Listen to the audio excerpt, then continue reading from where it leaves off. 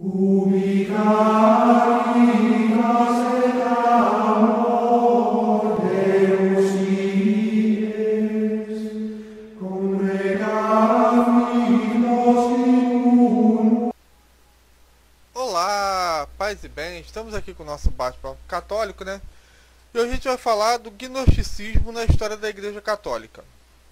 O gnosticismo é uma filosofia, né, um tipo de filosofia que surgiu junto com o cristianismo. Eles entravam, né, na religião cristã, no catolicismo, adotavam a linguagem nossa para deturpar a doutrina, infiltrando a doutrina deles, né? Porque eles se achavam que eles sabiam mais dos mistérios de Cristo que os bispos da igreja, que eles achavam que eram os ignorantes. Então os gnósticos, eles achavam assim, que não foi Deus que criou o mundo, e sim o Éon, né? Que depois Deus criou, ele criou os Éons. Os Éons eram seres espirituais que eram divididos em hierarquias. E o mais baixo desses, que era o demiurgo, né? Que é um tipo de demônio, criou o mundo material. E por isso para eles toda a matéria era ruim, né? E só através do entendimento gnóstico é que conseguiria se libertar disso. Então, por exemplo, para os gnósticos, Jesus Cristo não é Deus, tá? Ele é um Éon enviado por Deus. Esse Éon se apoderou do homem Jesus, né? Ou em alguns casos, Jesus nem corpo físico tinha, mas o importante é que Jesus não é Deus, tá? E ele veio libertar o homem da matéria porque a matéria é ruim, né? Que é mais ou menos o que creem os testemunhos de Jeová hoje em dia, né? Que diz que Jesus foi a primeira criação, no caso, né, dos gnósticos é o primeiro Éon, né? E que os espíritas também dizem que Jesus, né, não era Deus, né? Então, esse tipo de pensamento, ele é gnóstico. Então, para você entender mais ou menos o gnosticismo, é o seguinte: para eles, Deus não criou o céu e a terra, tá? Jesus Cristo não tinha um corpo definido, né? Portanto, Maria não é mãe de Deus, né? Obviamente, porque se Jesus não é Deus, Maria também não é mãe de Deus, né? Enquanto, né, os mártires católicos, né,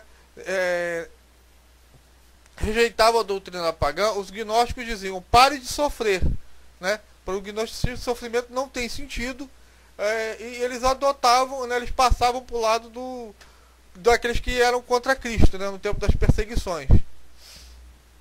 Para eles o batismo não faz sentido, né? E eles se comunicam diretamente por Deus através da oração, dispensando guias intermediários. Eles não precisam disso porque a igreja para eles somos nós, né? A Bíblia cita, né, essa seita, por exemplo, em João, na primeira carta de João, né, capítulo 2, versículo 19, João já fala que eles saíram dentre nós, mas não eram dos nossos. Se tivessem sido dos nossos, ficariam certamente conosco. Mas isto se dá para que se conheça que não são dos nossos, né? E João depois cita de novo no Apocalipse 2, versículo 6, que que Jesus detesta os nicolatas, né? Que era um tipo de seita gnóstica que foi criado pelo diácono Nicolau, né? Que Santo Irineu, né, diz que eles eram libertinos e que tentavam justificar a sua conduta de orgias infame por meio da religião. Já Santo Inácio de Antioquia, né, do ano 107, né, ele fala que dá para reconhecer o seguinte: eles são desunidos entre eles, cada um funda a sua seita, e para eles tudo tem que estar na Sagrada Escritura, né? É a sola Escritura, e olha que em 107 nem Bíblia tinha, imagina hoje. Um dos grandes santos, né, que combateu eles, né, que até escreveu um livro Adversos Hereges, né, contra as heresias, foi Santo Irineu de Leão, né? Santo Irineu de Leão diz que a origem dos gnósticos, né, segundo ele, é do Simão, aquele lá do caso dos samaritanos, né? E Santo Irineu explica a abundância de seitas, né? É que cada um deles, né, a maioria de seus seguidores, todos querem ser mestres. Então vão de uma seita a outra e elaboram um ensinamento a partir de uma outra doutrina.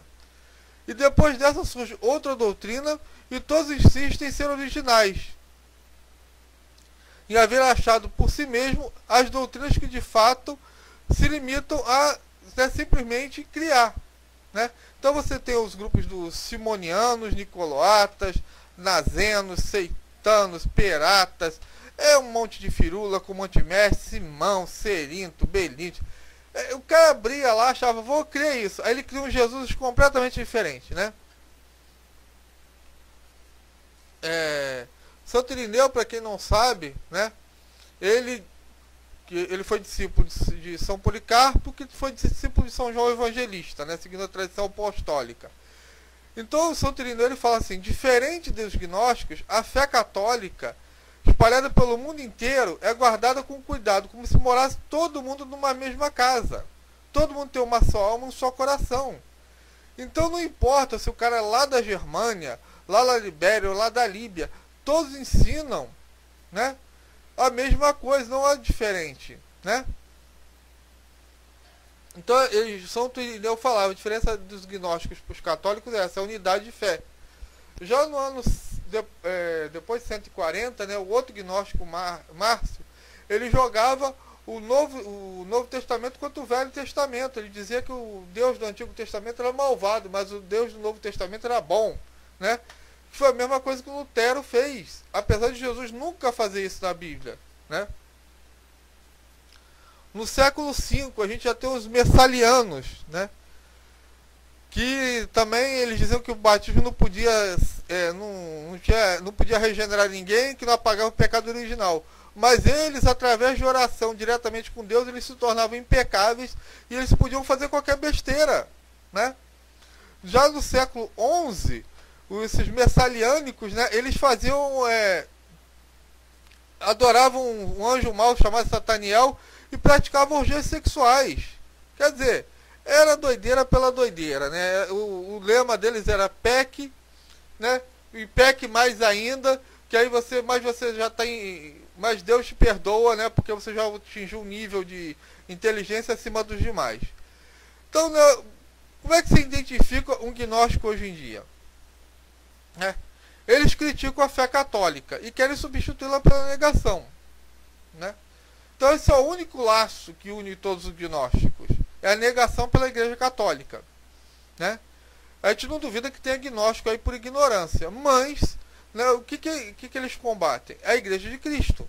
Então se a Igreja Católica tem seus dogmas, eles têm que combater. Se a Igreja Católica possui uma moral pura, santa e um sacerdócio virgem, guerra ao celibato. A igreja baseada sobre o papado, guerra ao papado. A igreja possui um culto majestoso, atraente, manifestação da sua fé e de seu amor. Guerra, pois, ao culto da igreja.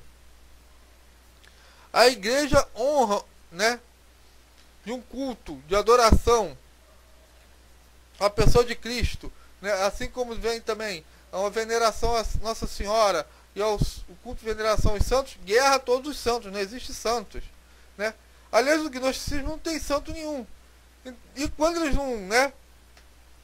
não tem mais argumento, eles começam a gritar, são ídolos, adoram imagens e são idólatras. Então, definitivamente, como você pode ver, Satanás não é muito criativo, né? Então, eu fico com esse ensinamento de hoje, né? Essa aula de hoje. Paz e bem, até a próxima. Amém. Ubica